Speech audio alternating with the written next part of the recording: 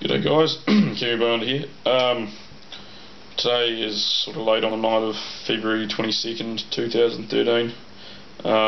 So it's the 2-year anniversary of our 6.3 magnitude earthquake that killed 185 people in Christchurch. So I've been doing a bit of thinking about this today, and I just tried to do a video, but it started getting really long, and I sort of ranted a bit. Well, rambled, I should say, not ranted.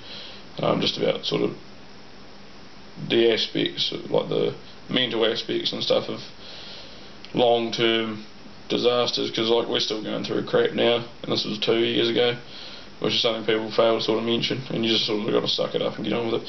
But anyway, this is going to be sort of hopefully not too long a video, just specifically about earthquake-related preps, and little things that you start to do after you've had a severe earthquake. Like, I'm not talking like you see on videos. I'm sure that doesn't, well, I hope it doesn't sort of reflect the opinions of the majority of people overseas, but you'll hear on the news about, you know, places having like a 3.9 or a 5 or something like that, and you're like, ooh, and it'll be really deep as well, like, because the depth makes a massive effect on the actual, because there's the Richter scale, which is the actual sort of energy released by the quake, and then there's something called a modified Mercalli index, which is generally the human perceived effect, judging by damage and the amount of shaking and duration and stuff of the actual earthquake. So, and then there's G ratings as well, so like how much gravity is created, like how much it defies gravity by moving, so like the violence of the earthquake, like our ones had a decent G rating, like some of the big 8s and stuff that they have in Chile would only be like a 1.2 or something, like G-force, and like the amount of like violence of the shaking, and ours was like 2.6 and stuff like that, so they're quite strong, and these are like 6s we're having, just because of how shallow they are, as well as a few other factors like the rock that we've got underneath us and things like that. But so it's quite funny when the people, you know, they're talking about how they're terrified, or they had a massive earthquake and like some glasses fell off the counter and broke, like lost a mug or something, their favourite mug, you know, stupid shit, and you're like, well, I'm looking at it right now, because we haven't had, it was 2 years later, and I saw that roof crack in the earthquake, and it fucked the roof, like the actual roof. I saw the ceiling crack, like the plasterboard,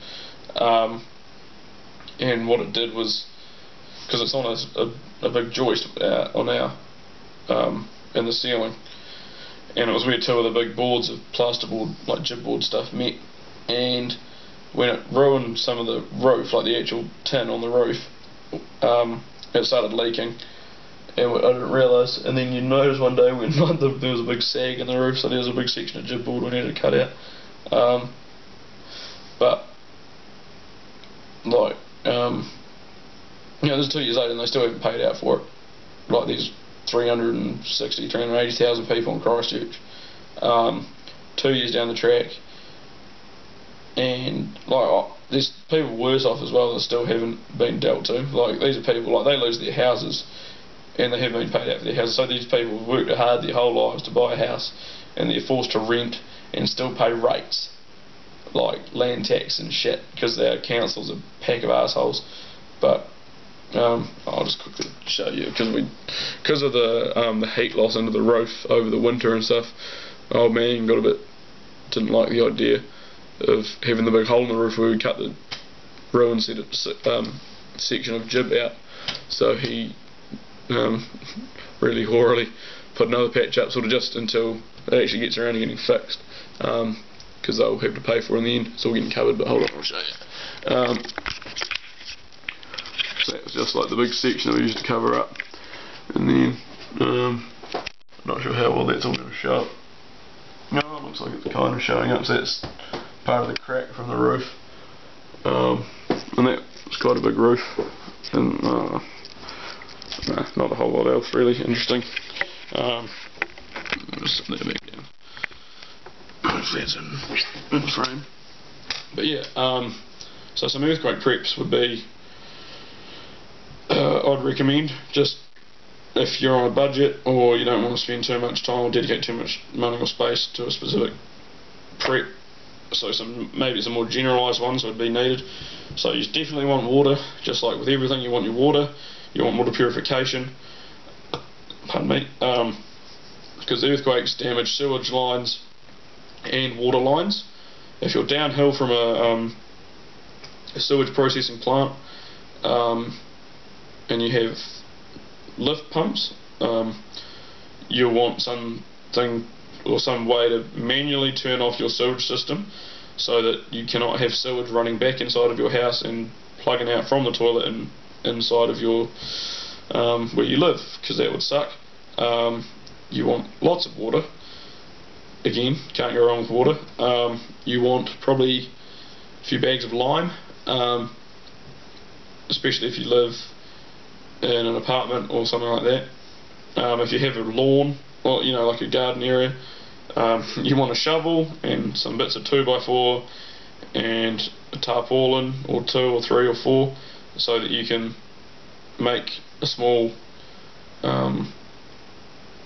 just a latrine, which is what I had to do, because I didn't have running water for 3 weeks, and you got to shit.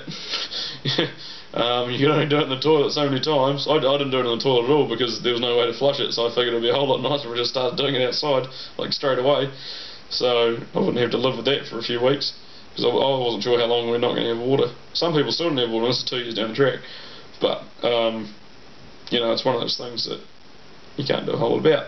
But power, so you're going to want more batteries, torches, candles, all that sort of stuff, because power outage, I only had power out for a few days, so not too horrible. Some people had it out for, again, weeks.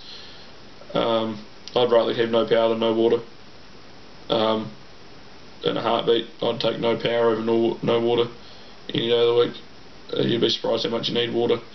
I could live without power. I could live without some technology for a wee while. I'm not too worried about it. Entertain myself with something else. I could cook on gas and on fire and stuff, but water is a pain in the ass to get. It's a pain in the ass to get clean water as well. But food. So again, with the whole water problem, you want tins of things. So hydrated meals, like you don't want to have to use water to rehydrate what you've got in food. And MREs and stuff like that to tide you over an initial gap if you're a little bit stuck, or maybe to give to people that like old people down the street that don't have a way to cook. You either offer to cook them a meal, cook their meal for them, or maybe just offer them something like that they can eat. Because in a real serious disaster, like really serious, you might have to think about yourself and your family first and foremost. Like you're supposed to will anyway, but like if there's like an old couple down the street that you've known since you're a kid, are you going to let them starve for a couple of days? Or like, you're still a human being, they're still people, and they might help you out. Like, you can't turn your back on people, especially not those that sort of need help. Well, in my opinion, you can't anyway. But tarpaulins, as many tarpaulins as you can fit. Like every time I see cheap tarpaulins, I buy them. Every now and again when I go in to get car parts, you'll see them on special, or on sale for like 50 cents, $1 a tarp, just those cheap blue ones. And I'll just grab a handful of them. I've probably got like 20 of the things. 20 bucks, 10 bucks, 15 bucks, something like that on tarpaulins. Let you fly. You'd be surprised how many times you might have to patch up a roof or rig up a latrine or something like that. Use tarps for a lot of stuff. They're very multi-purpose. They're flat. They don't take a lot of space. They're cheap as well. Cooking equipment. If you don't have a non-electrically reliant way of cooking, so if you don't have like a gas cooker or something like that, either look at solid fuel. I've got solid fuel. I've got gas. I've got white spirits, and I've got ways to rig up cookers with petrol as well. I've got my stepdad has a petrol cooker, and it's a pretty simple concept to make a petrol cooker. The only thing is you've got to be careful with petrol not to cook things over an open flame, because you can get contaminated. The same with methylated spirits. Okay guys, the camera seemed to cut out. It only does in 10-minute segments. I was just up to talking about cooking solutions, so had a quick look through. I think solid fuel and stuff like that, that's all fine. Like just anything that you can cook on, really, that's simple, effective, doesn't require anything too complicated to get going. So like a little gas stove with canisters, or white spirits with a little pressurizer, hand pump, or hexamine, anything you can cook on, or a wood stove, anything you need. Just you need one or two ways maybe to get around that. What else? Think about how you're stacking things. Glasses and cups near the edge of cupboards, bad idea. You don't want that. Glass jars as well, don't want that. You want something to hold them in, even if half or a third even of the way up, sort of where from the bottom of the jar you have some little nails or screws, or eye screws, that the screws that have like the hole in the end, with a little bit of elastic shock cord across the front. Pull it relatively tight, because you can just pull it down, pull a cup out, or a jar. If you've got them in shelves, like lots of them, if you do real into your canning and stuff, preserving. Because they'll fall out if they're packed real tight, and they'll make a hell of a mess. And probably if you're putting more effort into it than everyone else that's just buying them from the shop, probably piss you off a little bit as well. Just an easy way that'll stop. Hopefully, some of them or so many of them rattling off the front. I've seen some videos of some people's preps, and they've got a whole lot of jars, and I just see that as a complete accident way to have it. That's just because of the earthquakes, what I've sort of seen. But it's one of those things you've just got to remember. Be careful if you're in a big earthquake. Maybe think twice about running outside, because there was a lot of people that were killed by the masonry falling off the sides of buildings, so like the front, like bricks and things like window ledges, and like just falling off in the shakes, and just someone comes out of a door, crushed. So or roller doors, I don't know if they killed anyone, but there was a few people that got pretty badly damaged from roller doors off garages and workshops and stuff as they were trying to run out of the garage, and the roller door was quite heavy, and they held on well. Obviously it's a big door, but quite violent shaking, and they're just going to fall off and land on you and do some damage. So just something to sort of think about, be a bit careful. Maybe plan some escape routes, have some stuff packed outside or in a garden shed, like blankets and things as well, because you might, and there's another reason to have a go bag somewhere accessible. Like that's why I have extras in my car and at other houses and stuff, because if my house falls down I'm going to lose a bunch of stuff, but at least I haven't lost everything. I've still got some basic things to make my rehabilitation into sort of having a house again a little bit easier. But I'll do another big video tomorrow on, I'll try and sort of script it out a bit better so it doesn't ramble so much, just about how earthquakes affect you sort of mentally and the aspects of them that people don't talk about. But anyway, cheers guys, it's getting late and I better go to bed because I've got work in the morning. Awesome, thanks.